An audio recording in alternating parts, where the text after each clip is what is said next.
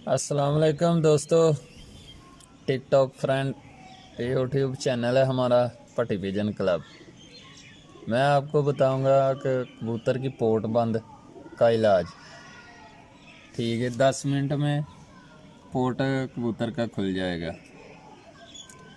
ये सिरप आपको मिल जाएगा मेडिकल स्टोर से। आपने 2 सीसी ये लेना है, ठीक है, और 8 सीसी पानी ले लेना है सादा। जिस कबूतर को पोट का मसला हो और सोकड़ा हो जाए, उल्टी करता हो, दाना ना हज़म करता हो, ये आजमूदा और गारंटी शुदा नुस्खा है। एक मरतबा बस देना है। ये परिंदे की पटाई करनी थी और पोट रुक गया था, चला नहीं रहा था। 10 मिनट का टाइम देंगे हम बस, इंशाल्लाह पोट खुल जाएगा। वीडियो को लाइक शेयर ज़रूर करना है और कमेंट करें।